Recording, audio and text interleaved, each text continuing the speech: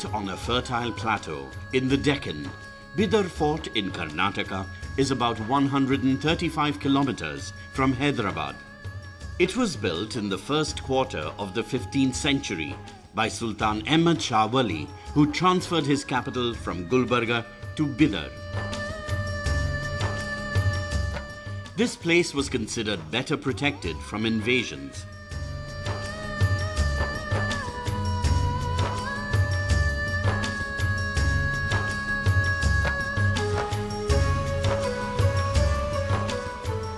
Bidar really was the crucible of how Deccan Sultanate life in the region, because it was where the sultans settled after moving the capital from Gulbarga, and there began to be a flourishing of the arts.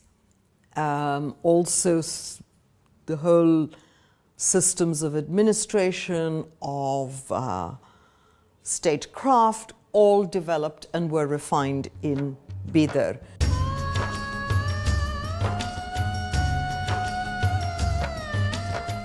The building of this fort that took 100 years to complete bears testimony to the ambitions of the Bahmanis. With the ascendancy of the Bahmanis in Bidar, the influence of the Tughlaq Sultans of Delhi was wiped out from the Deccan. Iranian and Central Asian influence increased in the cultural life of the region. After the Bahmanis, their viziers became the rulers and founded the Bahmanid Dynasty that reigned for almost 200 years, till they were vanquished by Aurangzeb.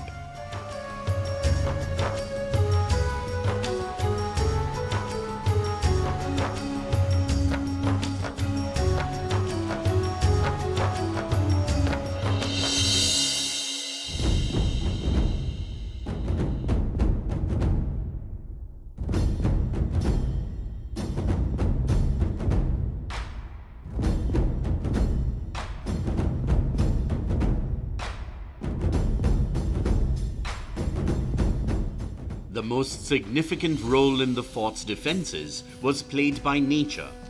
The fort is built on the highest point on the sprawling plateau.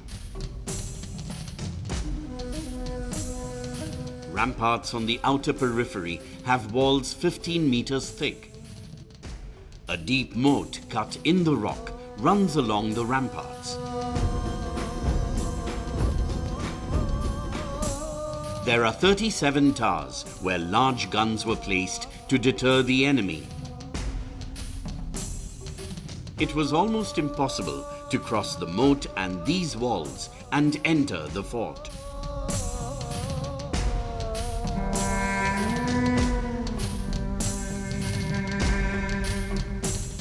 In times of war, the moat was filled with water and the wooden drawbridges were raised.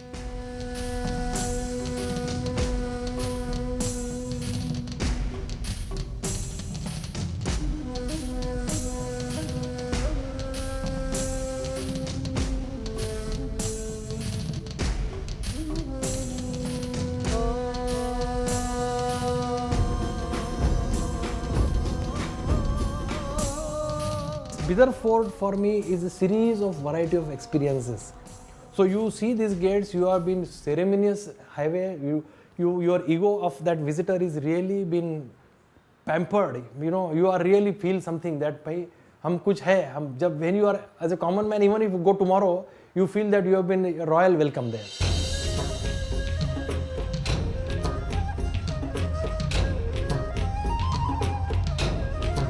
There are 7 large gates, 3 in a row, that provide access to the interior space.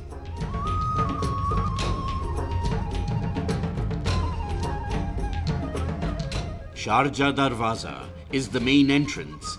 It is decorated with beautiful windows, and the outer walls have blue and green tiles. This gate shows that despite this being a military structure, the cosmetic aspect wasn't overlooked. The entrance appears to welcome the visitors.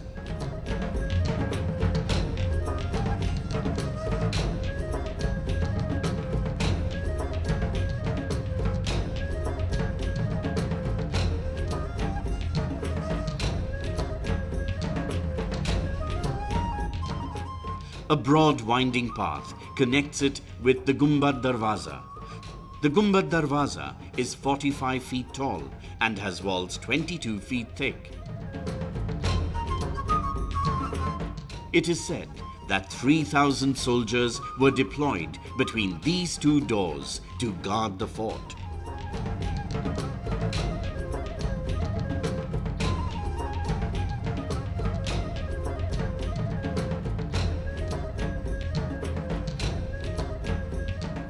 The style of architecture, they use local material which is laterite, beautiful laterite and red bricks. So it was gelling almost with the same plateau of red color. Bidar की खासियत है, हम तो बचपन में बोलते थे यार बिदर को जाके आया तो पूरा सफेद शर्ट लाल होता था हमारा. The landscape is green and red.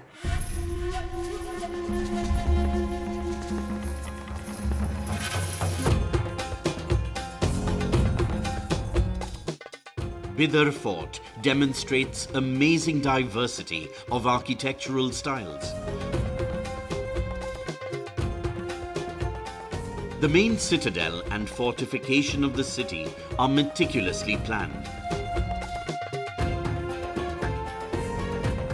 One encounters royal palaces and mosques in the main fort.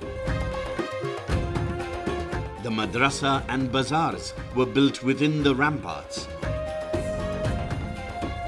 Engineers and builders were called from different parts of India as well as foreign lands.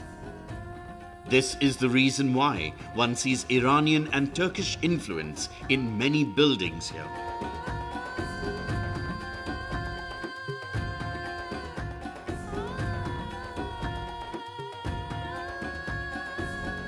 All the buildings are tastefully decorated. At some places, fine stone carvings enchant us. At others, the same magical effect is created by carved wood. Wherever you stand, there is a refreshing sense of open space, be it a palace or a mosque.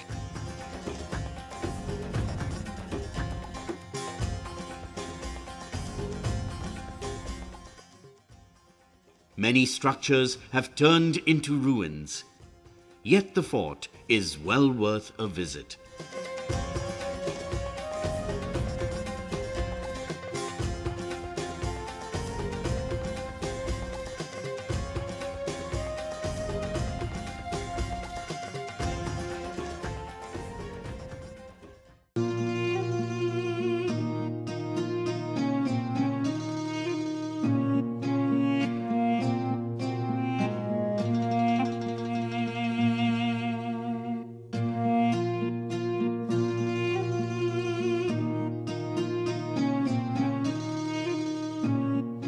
The Rangeen Mahal is sighted the moment you pass through the Gumbad Darwaza.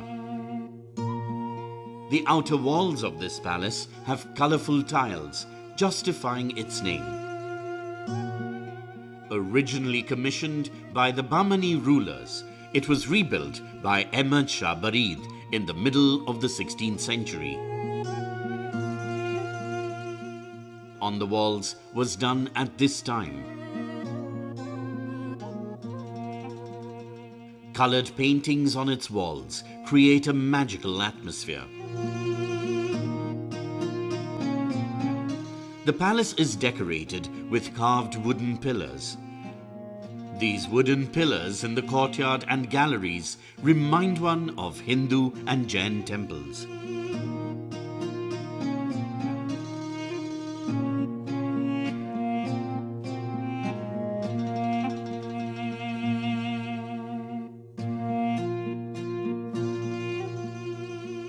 The palace is built in wood, as is the tradition in Maratha architecture, in this incredible brick fortification. So in amongst this very solid fort is this perfectly crafted, very refined wooden Maratha palace with Ottoman style paintings. And it in many ways reflects the multiple cultures that were brought into Bidar.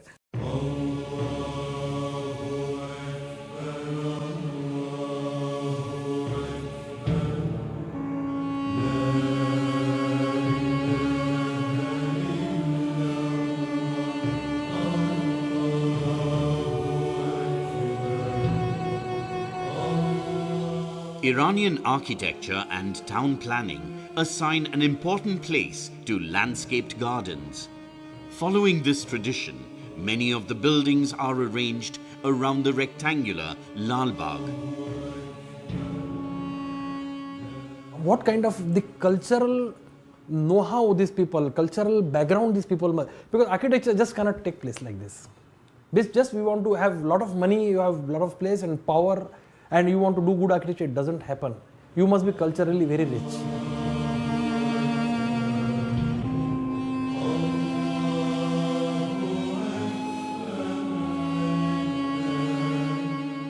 The Sola Khamba Masjid was built 100 years before the capital was shifted to Bidar. Built by the Tughlaq Sultans, it is considered the oldest mosque in southern India.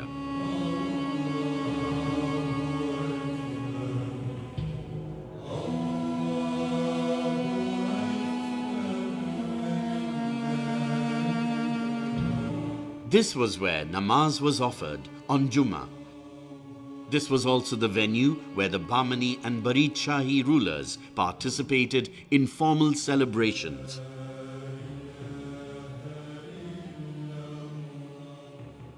With their rich cultural background, they have created wonderful architecture, and they have adorned that architecture with a great respect of light that is coming from the top. It's a great gift of the nature, that natural light you can really bring inside the buildings with such a due respect.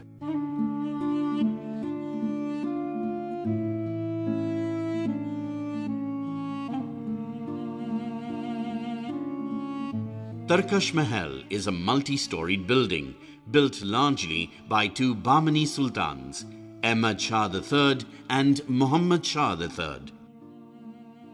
The task of repairing and rebuilding it was taken up by their Barid Shahi successors. They had come from Turkey, and perhaps this is why it was given this name.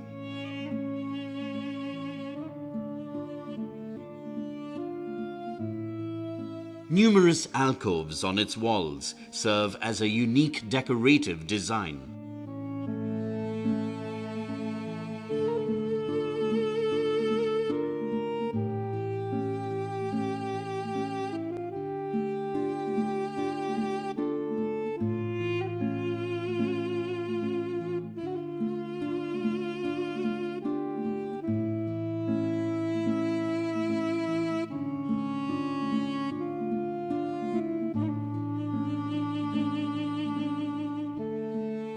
On the upper story, there is a large gate with an arch and a number of arched windows and skylights to provide fresh air and light.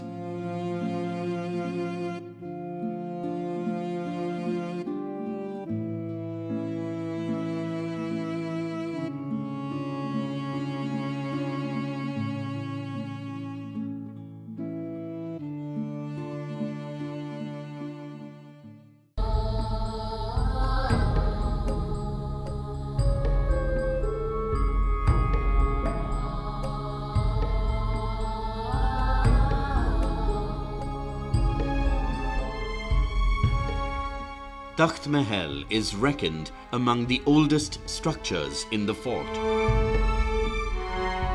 It has a large courtyard to the front. A grand gate was built for the entrance.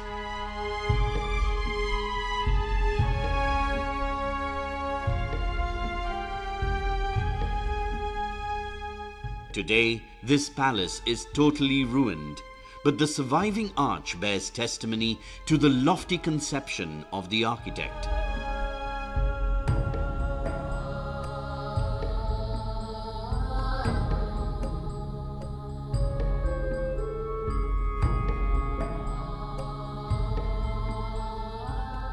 On one side are the remains of rooms for the royal family, and on the other side, the hall that served as the Diwan-e-Khas. Within this compound, a beautiful round pond of water was built, along with a double-storied hammam.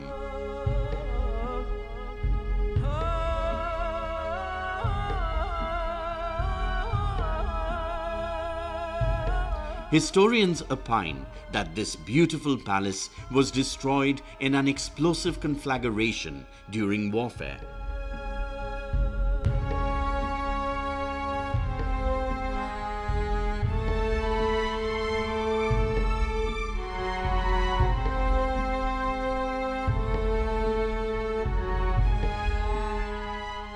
You can just imagine, being a person in the architecture field, you can immediately imagine, my God, what cultural richness these people must be having.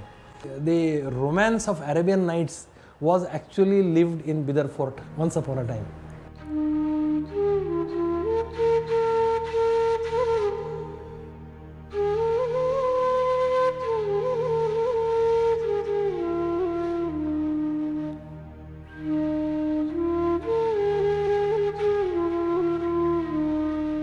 The Diwan-e-Am is another important building in the fort. The sultans gave audience to their subjects here. Accounts of foreign travelers tell us that the famous throne, Takht-i Firishta, was kept here. According to Firishta, no other throne in the world matched it in opulence and artistry. The Diwan-e-Am was decorated in a unique manner. Its walls were adorned with colored tiles that created the illusion of bound books. Only a single wall survives today. The rest have crumbled.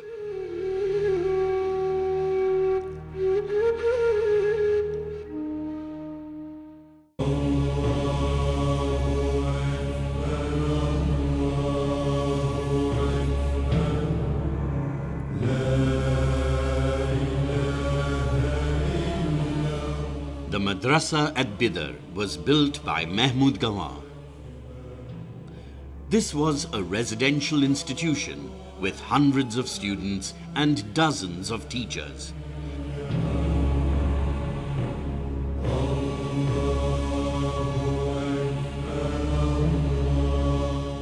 This seat of learning was free from sectarian dogmatism and was internationally renowned for encouraging a pluralistic, humane outlook.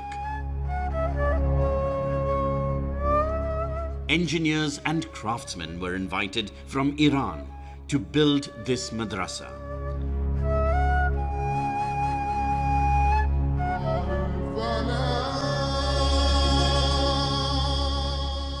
Here, one can see a clear reflection of the buildings in Isfahan and Samarkand.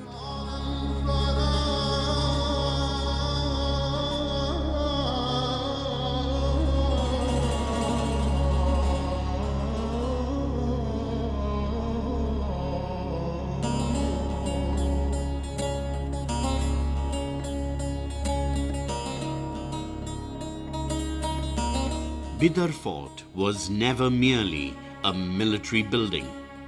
It was a seat of learning and culture. It is not easy to answer how and why the decline started. Rival factions in the court and the arrogance of some sultans certainly invited ruin. History never forgives hubris and lapses. If these stones had a voice, this lesson would be heard loud and clear.